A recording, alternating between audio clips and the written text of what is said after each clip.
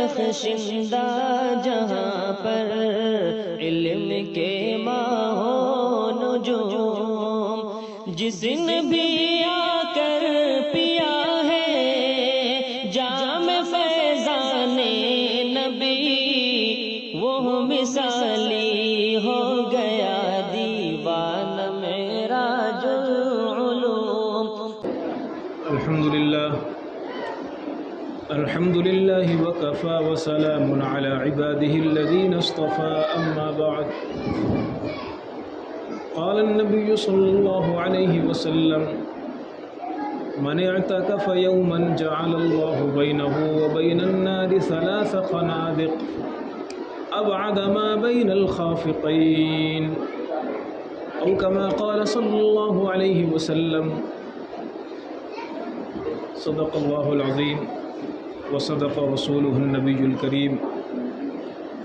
ونحن على ذلك لمن الشاهدين والشاكرين، والحمد لله رب العالمين۔ محترم بزرگوں اور دوستو، یہ رمضان المبارک کا آخری عشرہ چل رہا ہے اور بڑی تیزی کے ساتھ یہ دن گزر رہے ہیں، یہ راتیں ختم ہو رہی ہیں، اور اللہ کی طرف سے جو ایک نعمتوں کی، رحمتوں کی، برکتوں کی بارش کا جو موسم چل رہا تھا اور چل رہا ہے، اس کے اب گنے چنے چند دن رہ گئے ہیں، اور اس آخری عشرے میں ایک عبادت اور کی جاتی ہے جس کو اعتکاف کہتے ہیں۔ اس مسجد میں بھی بہت سے لوگ اعتکاف کر رہے ہیں، اور بھی مسجدوں میں بہت سے مسلمان اعتکاف کر رہے ہیں۔ یہ اعتکاف کیا چیز ہے اور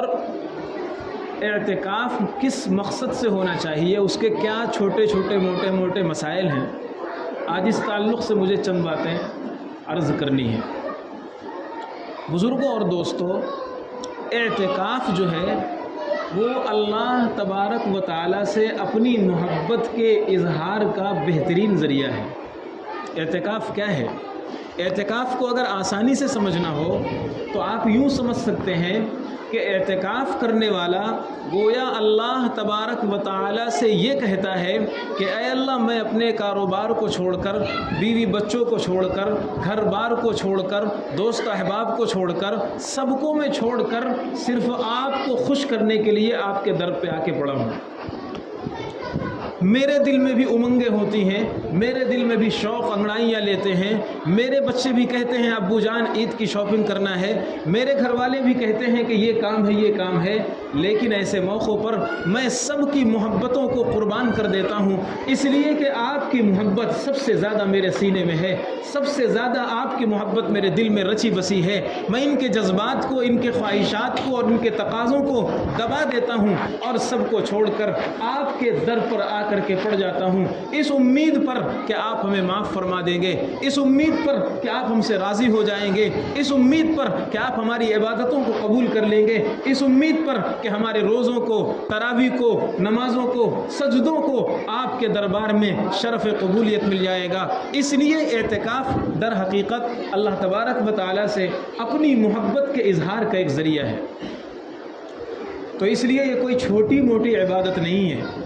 اور بزرگوں نے لکھا ہے، علماء نے لکھا ہے کہ تمام انبیاء کی شریعت میں اعتکاف تھا۔ اعتکاف کی عبادت ایسا نہیں ہے کہ اس امت کو خصوصیت کے ساتھ عطا کی گئی ہے، بلکہ اعتکاف کرنے والوں کے لیے حضرت ابراہیم کو اور حضرت اسماعیل علیہ السلام کو حکم ہوتا ہے کہ بیت اللہ کا احترام کرو، بیت اللہ کو صاف ستھرا رکھو اور اس کو اچھا رکھو۔ والعاکفین کا لفظ بھی قرآن استعمال کرتا ہے نماز پڑھنے والوں کے لیے، طواف کرنے والوں کے لیے اور اعتکاف کرنے والوں کے لیے۔ حضرت ابراہیم اور حضرت اسماعیل علیہ السلام کو یہ حکم ہو رہا ہے۔ معلوم ہوا کہ اس زمانے میں بھی اعتکاف کا تصور تھا۔ تو اس لیے اعتکاف بہت اہم عبادت ہے اور بہت نازک عبادت بھی ہے، بہت نازک عبادت بھی ہے۔ ذرا سے ادھر ادھر کرنے سے اعتکاف ٹوٹ جاتا ہے۔ آدمی اگر مسائل کی رعایت نہیں کر پاتا اور ذرا سے مسجد کے آداب اور حدود کا لحاظ نہیں کرتا، مسجد شرعی سے تھوڑی دیر کے لیے بھی نکل گیا، بھولے سے نکل گیا، غفلت سے نکل گیا، اس کا اعتکاف ٹوٹ جاتا ہے۔ اس لیے یہ اعتکاف عشقیہ عبادت ہے، جسے کہتے ہیں محبت والی عبادت۔ اس کو اور آسان سے اور دوسرے انداز سے اگر سمجھنا ہو تو اس کو یوں بھی کہہ سکتے ہیں کہ دیکھیے، اللہ تبارک و تعالی نے ہمیں پیدا کیا اور اللہ کی محبت ہمارے سینوں میں سب سے زیادہ ہونی چاہیے۔ لا یؤمن احدکم،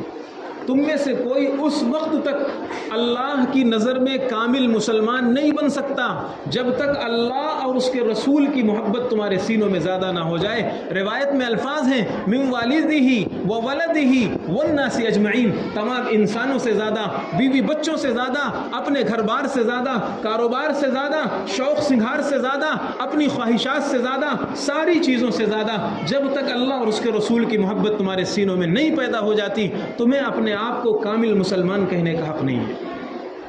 اب آپ یہ بتائیے کہ اللہ تبارک و تعالی نے ہمیں ایک موقع عطا فرمایا ہے کہ جیسے مثال کے طور پر نماز پڑھنا۔ نماز کیا ہے؟ نماز در حقیقت اللہ تعالیٰ سے ملاقات ہے۔ جب نماز پڑھتا ہے بندہ تو رحمان کے قدموں میں سر رکھ کر کے سجدہ کرتا ہے، اللہ تبارک و تعالیٰ سے مناجات کرتا ہے، اللہ تعالیٰ سے سرگوشیاں کرتا ہے، اللہ تعالیٰ سے باتیں کرتا ہے۔ تو نماز در حقیقت اپنے محبوب سے اور اپنے اللہ سے ملاقات کا ایک ذریعہ ہے۔ آپ یاد رکھیے، تو نماز کیسے پڑھی جاتی ہے؟ کیا ایسے ہی بے ڈھنگے طریقے پر،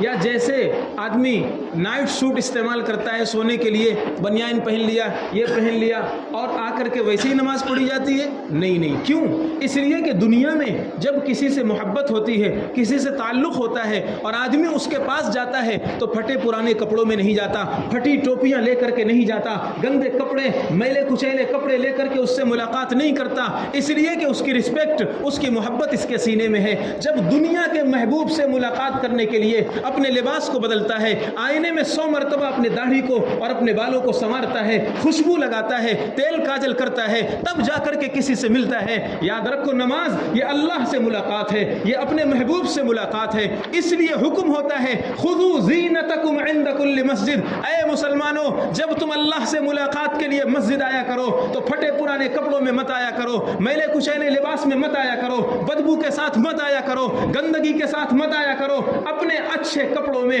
خوشبو لگا کر کے اپنے اللہ سے ملاقات کے لیے مسجد آیا کرو۔ پھر انسان کیا کرتا ہے؟ وضو کرتا ہے۔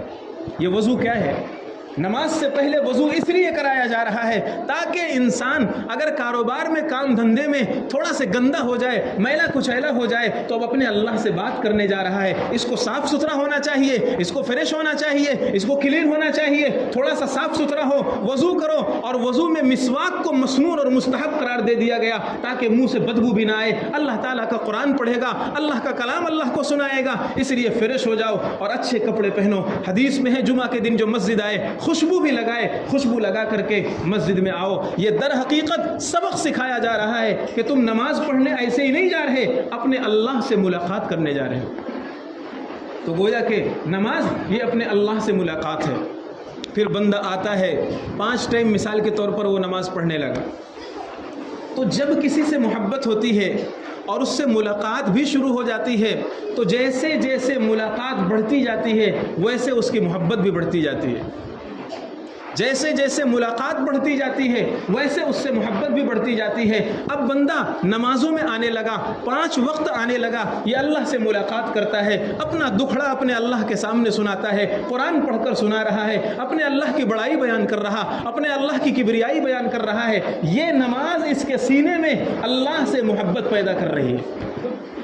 اللہ سے محبت پیدا کر رہی ہے۔ جیسے ملاقات کرنے والا جو جس سے محبت ہوتی ہے وہ اس سے بیٹھ کر باتیں کرتا ہے، اپنا دکھڑا دکھ سکھ اس کے سامنے رکھتا ہے تو اس سے محبت میں اضافہ ہونے لگتا ہے، ایسے نماز ہی اللہ سے محبت بڑھا رہی ہے۔ پھر اس کے بعد جب یہ محبت اور آگے بڑھتی ہے، جب یہ محبت اور آگے بڑھتی ہے تو دنیا کا دستور یہ ہے کہ جب دنیا میں کسی سے محبت ہوتی ہے اور بہت زیادہ محبت بڑھ جاتی ہے تو اب اس عاشق کو اور اس محبت کرنے والے کو کھانے پینے کی فکر نہیں ہوتی، بس وہ ہمیشہ سوچتا ہے تو اپنے محبوب کے بارے میں سوچتا ہے، خیال اگر لاتا ہے تو اپنے محبوب کا لاتا ہے، بات اگر کرتا ہے تو اپنے محبوب کی کرتا ہے۔ جس سے محبت ہوتی ہے آدمی اس کے ذہن میں ہمیشہ اس کا خیال رچا بسا رہتا ہے۔ یہ روزے در حقیقت اسی محبت کے اظہار کا ایک ذریعہ ہے کہ بندہ مومن نماز پڑھتے پڑھتے اس درجے پر پہنچ گیا کہ اب اس کے سینے میں اللہ کی محبت اور اپنے محبوب حقیقی کی محبت اس کے دل میں ایسی بچ گئی، ایسی بس گئی اور ایسی رچ بس گئی کہ اب اسے کھانے کی فکر نہیں۔ اس کے محبوب نے کہہ دیا اس ٹائم سے اس ٹائم تمہیں کھانا چھوڑنا ہے، یہ کہتا ہے اے اللہ میں آپ کے لیے بھوک بھی برداشت کروں گا، پیاس کی سختیاں بھی جھیلوں گا، گرمی کے روزے بھی رکھوں گا، دھوپ کی تمازت بھی برداشت کروں گا، آپ کے لیے میں سب کچھ قربان کرنے کے لیے تیار ہوں۔ یہ روزہ کیا ہے؟ چھوٹے چھوٹے نونہال بچے 12 سال کے 10 سال کے، ابو میں بھی روزہ رکھوں گا، امی میں بھی روزہ رکھوں گا۔ یہ کیا ہے؟ یہ در حقیقت ان بچوں کے سینوں میں جو اللہ کی محبت ہے اس محبت کا یہ اظہار ہے کہ آج یہ چھوٹے چھوٹے نونہال بوڑھے جن کی کمر جھک گئی ہے، پریشان ہیں، ڈائبٹیز کے مریض ہیں، بلڈ پریشر کے مریض ہیں، بھوک کے شکار ہیں، تھوڑی دیر میں ان کو کھانا بھی چاہیے، تھوڑی دیر میں ان کو پانی بھی چاہیے، لیکن یہ اپنے محبوب کی ملاقات کے شوق میں، یہ اپنے اللہ کی ملاقات کے شوق میں کیا جانے کھانا کیا ہے، کیا جانے پانی کیا ہے، ٹھنڈا فریج میں مشروب رکھا ہوا ہے، حرام ہے ان کے لیے اس مشروب کو دیکھنا، ٹھنڈا فریج میں پانی رکھا ہوا ہے، حرام ہے ان کے لیے اس پانی کو پینا، یہ سب کچھ برداشت کر رہے ہیں۔ یہ کیا ہے؟ یہ اپنے اللہ سے محبت کا اظہار ہے۔ یہ ہر مسلمان کے سینے میں محبت ہے۔ خراب سے خراب انسان جس کو لوگ کچھ نہیں سمجھتے ہیں، جو شرابی کبابی سمجھا جاتا ہے، معاشرے میں سب سے برا مسلمان سمجھا جاتا ہے، اس کو کبھی پکڑ کر پوچھو اے بندے مومن کیا تو اپنے اللہ کو ناراض کرنا چاہتا ہے؟ وہ کہے گا نہیں میں اپنے اللہ کو ناراض نہیں کرنا چاہتا، یہ تو ماحول مجھے بگاڑ رہا ہے، یہ تو دوست مجھے خراب کر رہے ہیں، یہ تو غفلت میں بگڑ گیا، یہ تو شیاطین نے مجھے لوٹ لیا، یہ تو میں نفس کا شکار ہو گیا، میں اپنے مہربان رب کو ناراض نہیں کرنا چاہتا۔ ہر مسلمان کے سینے میں اللہ کی محبت بسی ہے۔ یہاں پر رک کر ایک بات عرض کرتا ہوں۔ ایک مرتبہ ایک خاتون کا فون آیا، کہنے لگی مفتی صاحب مجھے ایسا لگ رہا ہے کہ میرے دل میں اللہ اور اس کے رسول سے زیادہ میرے شوہر کی محبت ہے۔ حدیث ابھی میں نے کیا آپ حضرات کو سنائی؟ حدیث یہ ہے کہ اس وقت تک بندہ مسلمان نہیں ہو سکتا جب تک اپنے بچوں سے، اپنے بیوی سے، اپنی اولاد سے اور ساری انسانیت سے زیادہ وہ اللہ سے محبت نہ کرے۔ اس خاتون کا فون آیا کہ مفتی صاحب مجھے اپنے ایمان کے بارے میں شبہ ہو رہا ہے، پتہ نہیں میرے اندر ایمان کامل ہے یا نہیں، اس لیے کہ مجھے اپنے شوہر کی محبت زیادہ فیل ہوتی ہے، زیادہ محسوس ہوتی ہے، اور اللہ اور اس کے رسول کی محبت زیادہ محسوس نہیں ہوتی۔ یہ شیطان اچھکتا ہے،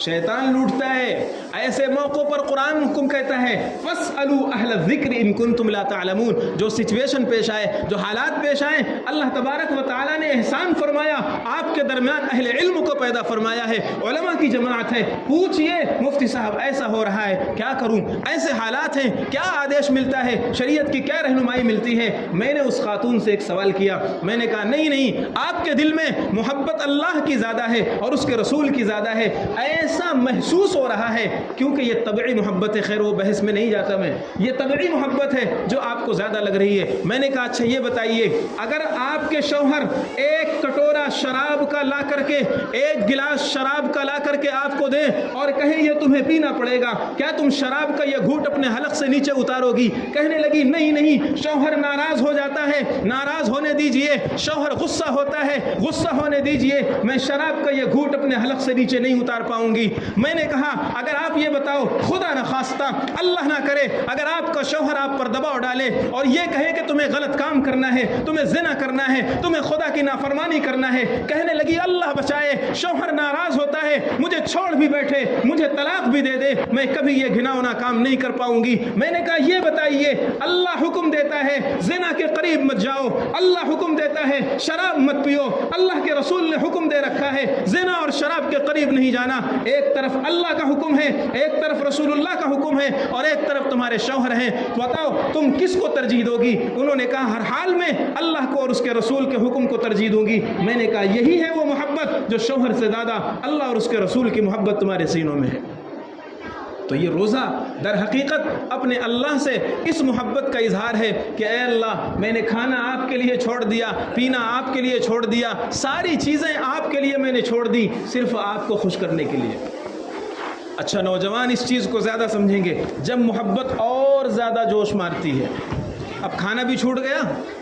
اپنے محبوب سے ملاقات بار بار ہو رہی ہے اور ملاقات کی وجہ سے عشق بڑھ رہا ہے، محبت بڑھ رہی ہے، اور محبت کی وجہ سے ہر دم اسی کا تذکرہ، ہر دم اسی کی باتیں، ہر دم اسی کا خیال، کھانا چھوٹ گیا، پانی چھوٹ گیا، اب آدمی کیا کرتا ہے؟ اب محبت جب زیادہ بڑھتی ہے تو وہ دیار محبوب میں چکر لگاتا ہے، محبوب کے گھر کے ارد گرد گھومتا ہے، ذرا سے دیدار کا موقع مل جائے، ذرا سے دیکھنے کا موقع مل جائے، کبھی اس گلی سے جاتا ہے، کبھی اس گلی سے جاتا ہے، وہ دیار محبوب میں چکر لگاتا رہتا ہے، محبوب کے وہاں جا کر پڑ جاتا ہے۔ بزرگوں اور دوستوں، یہ اعتکاف اسی عشقیہ محبت کا اظہار ہے۔ بندے نے کھانا چھوڑ دیا، پینا چھوڑ دیا، اب بندہ اپنا سب کچھ قربان کر کے اپنے محبوب کے در پر آ کر کے پڑ گیا ہے۔ اے اللہ، آپ کا دیدار کرنا چاہتا، آپ کی تجلی دیکھنا چاہتا، آپ کی مغفرت دیکھنا چاہتا، آپ کی ستاری دیکھنا چاہتا، آپ کی غفاری دیکھنا چاہتا، اب وہ دیار محبوب پہ آ کر کے مسجد میں آ کر کے پڑ جاتا ہے۔ اب اسے بہت ساری چیزوں کی پابندیاں بھی کرنی پڑتی ہیں، بہت ساری چیزوں کی رعایت بھی کرنی پڑتی ہے۔ ذرا ذرا سے مسجد کے باہر آپ کو قدم نہیں رکھنا ہے، بلا وجہ مسجد کے باہر نہیں جانا ہے، زیادہ سے زیادہ تمہارا وقت عبادت میں جائے، اللہ سے بات چیت میں جائے، راز و نیاز میں جائے، مناجات میں جائے، اس طرح کی چیزوں میں جائے۔ تو اعتکاف در حقیقت یہ اسی محبت کا اظہار ہے جو ایک مسلمان کے سینے میں جس کی بیج رہتی ہے، وہ اس کا آخری درجہ اور ایک بہت بڑا درجہ اعتکاف کی شکل میں ظاہر ہوتا ہے۔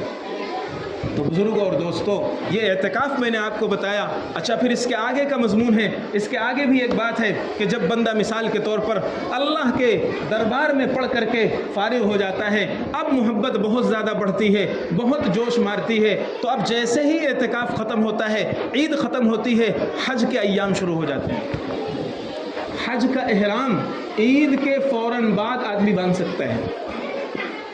تو حج کے ایام شروع ہو جاتے ہیں۔ پھر یہ اللہ تبارک و تعالیٰ کی تجلی کے لیے اور اللہ سے ملاقات کے لیے وہاں جاتا ہے، پھٹے کپڑے بھی بغیر سلے پہنتا ہے، بال بھی نہیں کاٹ سکتا ہے، کسی کو مار بھی نہیں سکتا ہے، کسی کوئی شکار بھی نہیں کر سکتا ہے، کسی کو تکلیف نہیں دے سکتا، حرم کی گھاس نہیں اکھاڑ سکتا، بڑی پابندیاں۔ جیسے ایک عاشق صادق ہوتا ہے، اس کو دنیا کی کچھ نہیں پڑی ہوتی ہے، وہ ہر دم اس کی زبان سے اپنے محبوب کا نام نکلتا ہے، ایسے ایک حج کرنے والا لبیک اللہم لبیک لبیک اللہم لبیک، وہ اوپر چڑھتا ہے یہی نکلتا ہے، نیچے اترتا ہے یہی نکلتا ہے، بیابان میں چلتا ہے، وادیوں میں چلتا ہے، آپ کہیں بھی گزرتا ہے، اس کی زبان سے یہی جملہ نکلتا ہے۔ تو یہ اللہ تبارک و تعالیٰ سے ایک انسان کے سینے میں جو محبت چھپی ہوئی ہے، یہ اس کو بڑھایا جا رہا ہے، اس کو اجاگر کیا جا رہا ہے، اس کو اور اس بیج کو تناور درخت کی شکل میں تیار کیا جا رہا ہے۔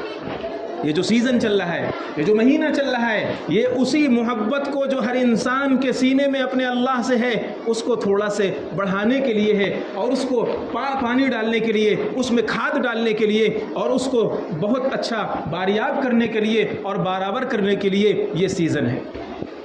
اس لیے بزرگوں اور دوستوں، اعتکاف کے بارے میں ایک حدیث میں نے خطبے میں پڑھی تھی۔ اللہ کے پیغمبر صلی اللہ علیہ وسلم نے فرمایا، من اعتکف یومن، جو اللہ کی رضا کے لیے ایک دن کا اعتکاف کرے، یہ نفلی اعتکاف کی بات چل رہی ہے، اور رمضان میں ہی ضروری نہیں، پورے سال اگر وہ ایک دن کا اعتکاف کرتا ہے، مسجد میں آ کر کے پڑھ جاتا ہے اپنے اللہ کو راضی کرنے کے لیے، اللہ کے پیغمبر نے فرمایا، جعل اللہ بینہ وبین النار ثلاث خنادق، اللہ تعالیٰ اس کے درمیان اور جہنم کے درمیان 3 خندقیں اور 3 بہت بڑی باؤنڈریاں اور 3 خندقیں بنا دیتا ہے۔ اب عدم ما بین الخافقین، فرمایا ایک خندق کی دوری ایسی ہوگی جیسے زمین سے آسمان تک، جیسے زمین و آسمان کی دوری ہے، ایسے اللہ اس کے درمیان اور جہنم کے درمیان ایسی 3 خندقیں بنا دیتا ہے۔ یعنی اس کا مطلب یہ ہوتا ہے کہ اللہ تبارک و تعالیٰ اسے جہنم سے محفوظ رکھتا ہے اور اسے جہنم سے دور کر دیتا ہے۔ آپ بتائیے، نفلی اعتکاف کرنے والا، سال کے کسی حصے میں اعتکاف کرنے والے کو جب یہ فضیلت حاصل ہے، جو رمضان میں اعتکاف کرے، 10 دن کا اعتکاف کرے، مسنون اعتکاف کرے، تو اس کی کیا فضیلت ہوگی۔ اسی لیے ایک حدیث میں اللہ کے نبی صلی اللہ علیہ وسلم نے فرمایا، بہت سے لوگ بیچارے ایسے ہیں جن کے پاس پیسے نہیں ہیں، جو حج نہیں کر سکتے، جو عمرہ نہیں کر سکتے، جب کوئی حج کر کے آتا ہے، عمرہ کر کے آتا ہے اور انہیں زمزم دیتا ہے، انہیں کھجور دیتا ہے، تو ان کا دل بھر آتا ہے، ان کا دل بھی ٹوٹ جاتا ہے، اور دل میں ایسے خیالات اٹھنے لگتے ہیں، کاش میرے پاس بھی دولت ہوتی، میں بھی وہاں پہنچتا، وہاں دیکھتا، مدینہ اور مکہ کی تجلیات کو دیکھتا، طواف کرتا، عمرہ کرتا، سعی کرتا، احرام میں کیسا نظر آتا۔ یہ خیالات ہوتے ہیں۔ اللہ تبارک و تعالی سب پر رحم کرنے والا ہے، تمام بندوں پر مہربانی کرنے والا ہے۔ اللہ کے پیغمبر نے بہترین بات ارشاد فرمایا جو اپنی ماں کو پیار بھری نظروں سے دیکھے اللہ اسے مقبول حج کا ثواب عطا فرماتے ہیں۔ اے مسلمانوں، ہر شخص کے پاس پیسہ نہیں ہے وہاں سفر کرنے کے لیے، وہاں جانے کے لیے، لیکن تمہارے گھر میں تمہاری ماں موجود ہے، تمہارے گھر میں تمہاری ماں زندہ ہے۔ تم اپنے ماں کو پیار کی نظر سے دیکھو، محبت کی نظر سے دیکھو، اللہ تبارک و تعالی مقبول حج کا تمہیں ثواب عطا فرمائے گا۔ اسی طرح اللہ کے نبی صلی اللہ علیہ وسلم نے ایک دوسری حدیث میں ارشاد فرمایا، من اعتکف العشر الاواخر من رمضان، جو رمضان کے آخری 10 دنوں کا اعتکاف کرتا ہے، اللہ تعالیٰ اسے 2 حج کا اور 2 عمروں کا ثواب عطا فرماتا ہے، اور اللہ اسے مقبول 2 حج کا اور مقبول 2 عمروں کا ثواب عطا فرماتا ہے۔ اے مسلمانوں، اے نوجوانوں، اے وہ لوگوں جن کے پاس دولت کی ریل پیل نہیں ہے، افسوس نہیں کرنا، بہت زیادہ افسوس کا شکار مت ہونا، یہ نہیں سوچنا ہمارے پاس دولت نہیں ہے ہم نہیں جا سکتے، نہیں، اللہ تبارک و تعالیٰ نے ہمارے لیے بھی سہولیات عطا فرمائی ہیں، ہمارے لیے بھی آسانیاں پیدا فرمائی ہیں۔ اپنی ماں کو پیار سے دیکھو، اللہ حج کا ثواب دے گا، اعتکاف کرو، اللہ 2 حج اور 2 عمروں کا ثواب عطا فرمائے گا۔ اس لیے یہ کوئی معمولی عبادت نہیں ہے، لیکن بہت افسوس کے ساتھ کہنا پڑتا ہے کہ رمضان میں تراویح تو بہت سے لوگ ماشاءاللہ پڑھ لیتے ہیں، روزے بھی الحمدللہ رکھ لیتے ہیں، لیکن پوری مسجد میں ایک بیچارے بڑے میاں اعتکاف کے لیے بیٹھے ہوئے۔ نوجوانوں کو تو بیٹھنا ہی نہیں ہے، کاروبار کرنے والے کیسے بیٹھ سکتے ہیں بھائی؟ ان کا سیزن چل رہا ہے، ان کو تو مفتی صاحب ٹچ بھی نہیں کرنا، بولنا بھی نہیں کچھ، ان کا سیزن چل رہا ہے۔ اگر وہ اعتکاف میں بیٹھ گئے، سیزن کا کیا ہوگا؟ ایسا نہیں ہے۔ جیسے اپنے دنیا کے بہت سے ضروری کاموں کے لیے سیزن میں رہتے ہوئے آدمی بہت ساری چیزیں آگے پیچھے کرتا ہے، آپ بتائیے اگر کسی کے گھر میں اللہ نہ کرے کوئی بیمار ہو جائے، ہاسپٹل جانا پڑے، آدمی سیزن میں جاتا ہے کہ نہیں جاتا؟ ارے بولو بھائی، آدمی سیزن میں جاتا ہے، اپنی ضروریات کے لیے ٹائم نکال لیتا ہے، اپنی ضروریات کے لیے وقت نکال لیتا ہے، سیزن بھی چلتا رہتا ہے، ضروریات بھی چلتی رہتی ہیں۔ نیکیوں کی ہمیں قدر نہیں ہے، اصل بات یہ ہے نیکیوں کا ہمیں شوق نہیں ہے۔ اللہ قرآن میں فرماتا ہے سارعوا الی الخیرات، اے مسلمانوں نیکیوں کی طرف لپک لپک کر قدم بڑھایا کرو، جیسے تمہیں کوئی نیکی نظر آئے جھٹ سے اسے اٹھا لیا کرو۔ اچھا کیسے صحابہ کرام کا مزاج کیا تھا؟ صحابہ کرام نے ایک حدیث سنی، پیغمبر نے ارشاد فرمایا جو شخص اپنے گھر سے وضو کرتا ہے اور وضو کر کے مسجد کی طرف نکلتا ہے، ہر قدم پر اللہ تعالیٰ اسے ثواب عطا فرماتا ہے، درجات بلند فرماتا ہے، گناہ معاف کرتا ہے۔ جب صحابہ کرام نے یہ حدیث سنی، راویان حدیث نے ریکارڈ کیا، حدیث کی تاریخوں میں یہ بات لکھی ہوئی ہے، صحابہ چھوٹے چھوٹے قدم رکھ کر کے مسجد آیا کرتے تھے تاکہ انہیں زیادہ ثواب ملے، زیادہ درجات بلند ہوں، زیادہ گناہ معاف ہوں۔ یہ مزاج تھا صحابہ کرام کا، نیکیاں سن لیا اب نیکیوں کو ضائع نہیں کرنے دیتے تھے، نیکیوں کے بارے میں سن لیا اب قدم چھوٹے چھوٹے رکھ کر کے مسجد آیا کرتے تھے تاکہ انہیں زیادہ نیکیاں ملے، زیادہ گناہ معاف ہوں، زیادہ درجات بلند ہو۔ اور ہمارے سامنے نیکیوں کی کوئی قدر نہیں ہے۔ آج میں سچ کہتا ہوں اگر یہ اعلان کر دیا جاتا کہ اعتکاف جو 10 دن کا کرے گا اسے $10,000 ملیں گے، مسجد میں قدم رکھنے کی جگہ نہیں ہوتی۔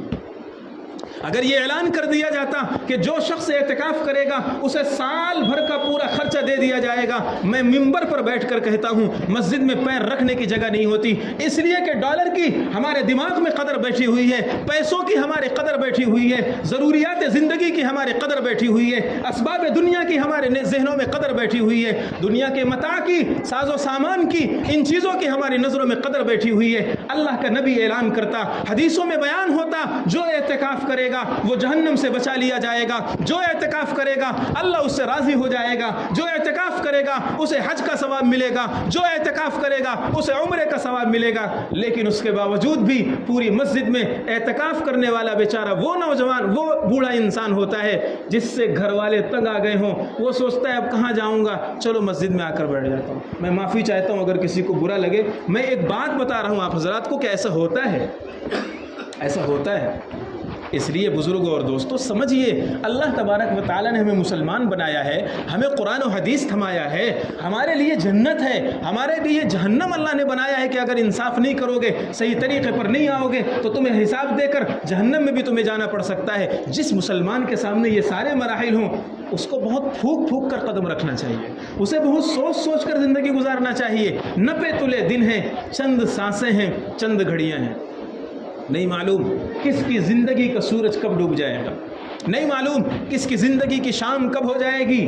ذرا سے کبھی کبھی قبرستان چلے جایا کرو، ذرا سے کبھی کبھی دیکھ لیا کرو جا کر کے ان کے بھی شوق تھے جو آج زمین کے نیچے سو رہے ہیں، وہ بھی کبھی نوجوان تھے، اسی طرح وہ بھی گھوما کرتے تھے، اسی طرح وہ بھی شوق سنگار کیا کرتے تھے، ان کے بھی دوست تھے، ان کے بھی ملنے جلنے والے تھے، ان کے بھی ارمان تھے، ان کے بھی بیوی بچے تھے، ان کے بھی بنگلے تھے، ان کے بھی باغات تھے، ان کے بھی گھر بار تھے۔ ذرا سے سوچ کر پوچھ لیا کرو کیا ہوا تمہارے باغاتوں، تمہارے باغوں کا، کیا ہوا تمہارے دوستوں کا، کیا ہوا تمہاری زمین جائیداد کا، کیا ہوا تمہارے شوق ارمان کا۔ آنکھ بہ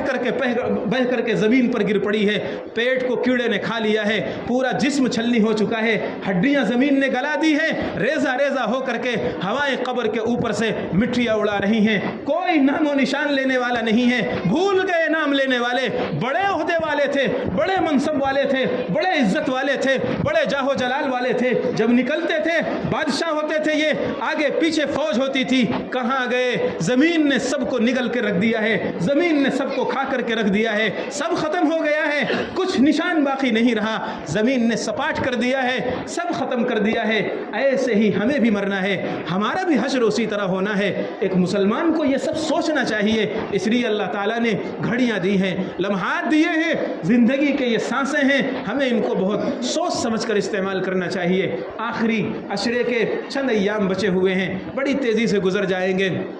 ایک کام کر لیا کرو نوجوانوں، اگر اعتکاف نہیں کر سکتے، اپنی مشغولیات ہیں ایسی، تو زیادہ سے زیادہ وقت لے کر کے مسجد میں آ کر بیٹھ جایا کرو۔ باہر رہو گے غیبتیں کرو گے، گالیاں زبان سے نکلے گی، بے حیائی کی باتیں سنو گے، خرافات بھی ہوں گی، کوئی گالی دے رہا ہے، کوئی کچھ کر رہا ہے۔ باہر کے جھمیلوں سے نکل آؤ اور مسجد میں آ کر کے پڑھ جاؤ اور کہو اے اللہ میں دنیا چھوڑ کر تیرے لیے آ چکا، تجھے راضی کرنے کے لیے آ گیا، تیرے در پہ آ کر پڑ گیا، بندے عاصی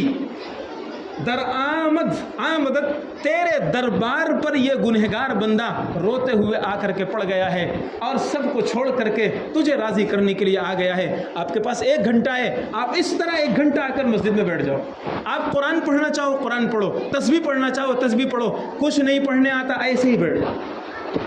ایسے ہی بیٹھ جاؤ اور یہ کہو اللہ سے اے اللہ مجھے کچھ پڑھنے نہیں آتا، میں صرف آپ کو خوش کرنے کے لیے یہاں پڑھ گیا ہوں۔ بس